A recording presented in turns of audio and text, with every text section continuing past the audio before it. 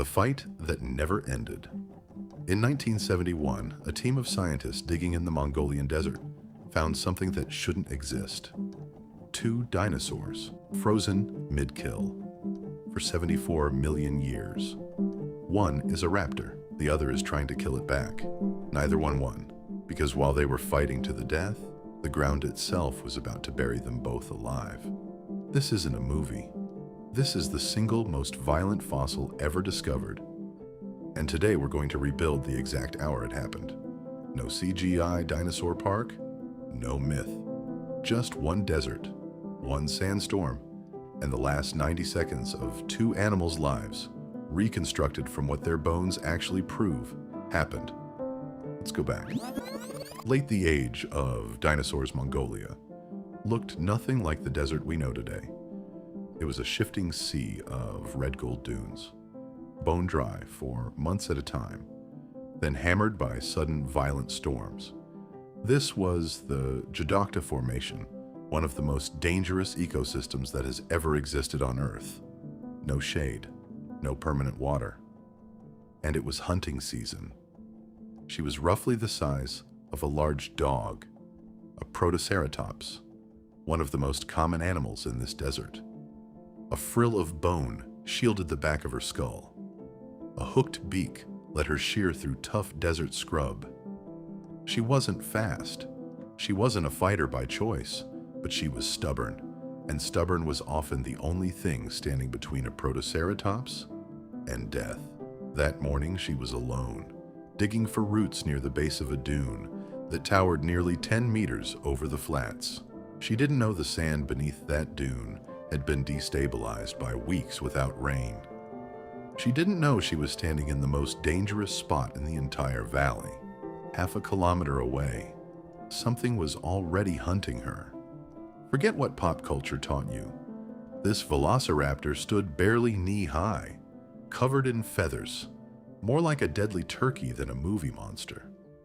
But it carried a weapon no feathers could soften, a curved, retractable claw on each foot, built for one purpose, hooking into flesh and not letting go. It had been stalking this stretch of dunes for 2 days on an empty stomach. It was fast, it was patient, and it was closing in. The raptor moved low against the sand, using the wind to cover the sound of its footfalls. Protoceratops have decent eyesight, but a poor sense of smell, and the wind that day was blowing straight from her toward the raptor, carrying her scent away and its silence towards her. It closed the gap to 30 meters, then 20. She kept digging. At 12 meters, it broke into a sprint. She heard it at the last possible second, a scrape of claws on sand, and spun to face it, beak open, head lowered, frill flared to look bigger than she was. It wasn't enough time to run. So she did the only other thing that gives a Protoceratops a chance.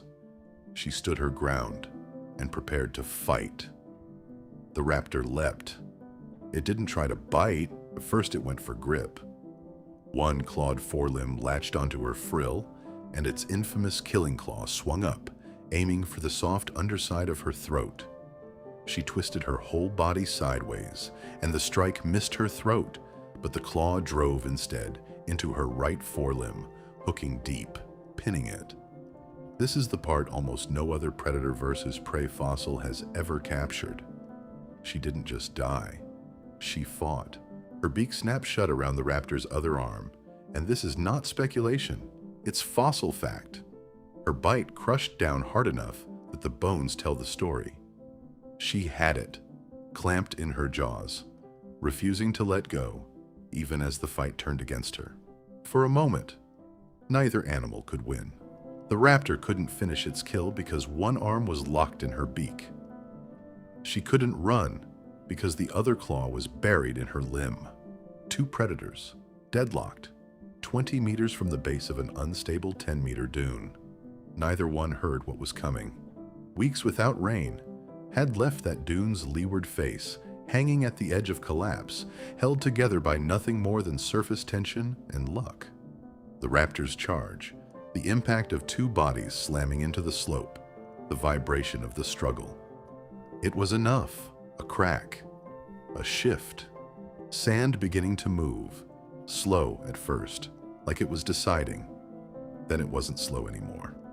The entire face of the dune gave way at once. Tens of thousands of kilograms of sand, releasing in a single collapsing wave, roaring down the slope toward the two animals still locked together, still fighting, neither willing to break its grip even as the ground itself turned against them both. There was no time to separate, no time to flee. The wave hit them mid-strike, her beak still clamped down, his claw still buried in her arm, and buried both animals under meters of sand in seconds. Not a slow fossilization over centuries. An instant burial. Animals frozen in the literal act of trying to kill each other. That's why, when paleontologists uncovered this fossil in 1971, they didn't find bones scattered by scavengers or weather. They found the fight itself preserved, down to the exact position of every claw, every bite, every muscle, mid-strain. Exactly as it existed in the final second before the sand hit. Jump forward 74 million years. A joint Polish-Mongolian expedition, deep in the Gobi Desert, uncovers this block of sandstone. As they clear away the surrounding rock, they realize what they're looking at and go completely silent. Not two separate fossils near each other. One fossil, two animals, locked exactly as they died. Paleontologists call this kind of discovery frozen behavior, and it is almost unbelievably rare. Most fossils show you a skeleton. This one shows you an event. A raptor's claw is still exactly where it struck.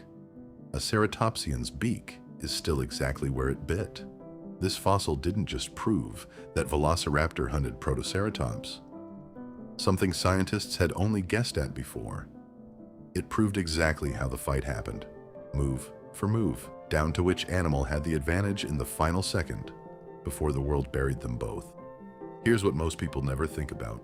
For every fighting dinosaurs fossil we find, there are millions of struggles just like it that vanished completely, eaten, scattered, weathered to nothing over tens of millions of years.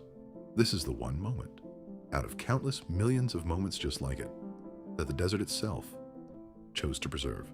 Life in the Cretaceous wasn't calm. It wasn't paused between dramatic movie moments. Every single day, for every single animal was this, a fight for the next hour of existence in a world that could kill you as easily with a claw as it could with a sand dune. Neither the raptor nor the Protoceratops won that day. But in the strangest way possible, neither one truly lost either, because 74 million years later, they're still locked together. Still fighting. The most famous single moment of violence in the entire fossil record, still going forever in a museum case in Ulaanbaatar. That's not a movie ending. That's just Tuesday in the age of dinosaurs.